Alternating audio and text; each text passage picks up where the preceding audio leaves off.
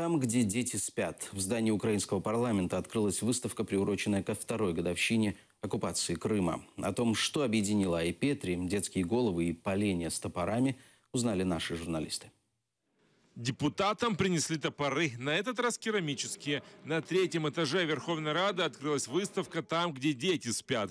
В основе экспозиции изображение Айпетри украинского художника Олега Тистела в обрамлении орнамента Рустема Скибина. Под горой детские головы. Их окружают керамические поленья, в которых торчат топоры. Авторство Влады Радко.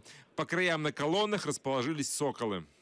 И у нас получилось такие вот уже совершенно зрительные образы, когда детские лица, детские головы окружены таким вот воинственным оберегом, который говорят о том, что наш мир, наши святые вещи, сакральные для каждого из нас, наших детей, нужно охранять. Таким вот тотемным образом святым для крымских татар являются горы, которые у них отождествляются с Крымом, их исконным местом проживания, их родины, и другой у них нет. Это святыня. Горы для них это святыня. И вот эту святыню нужно защищать. И в данном случае вот как раз соколы опять-таки выступают тотемным знаком, символом силы, символом мужества и символом свободы.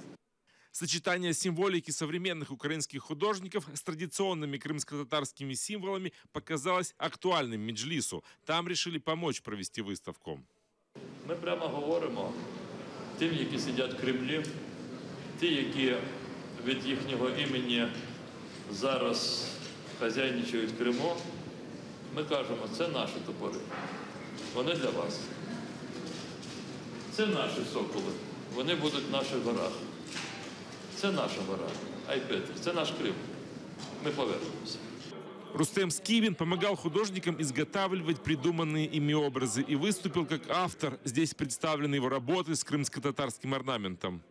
Наша аутентичная культура – это наши традиции, это фольклор и все, что с ним связано.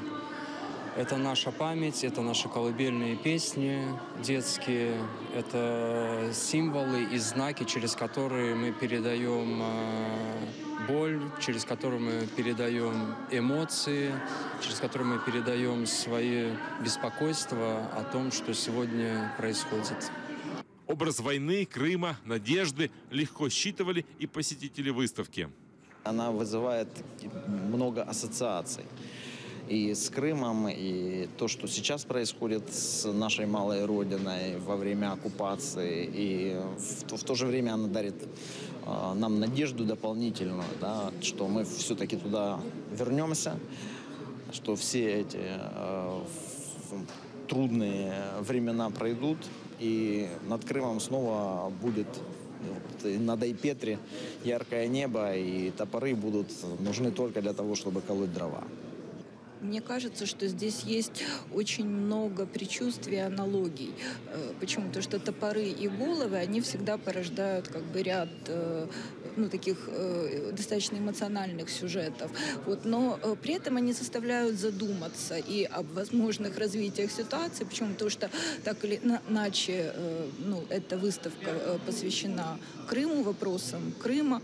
И вот в контексте того, что происходит в Крыму, они заставляют задуматься о том, что может быть, не дай Боже, если как бы не мониторить ситуацию, если не обращать внимания на Крым и как бы не пытаться ничего изменить.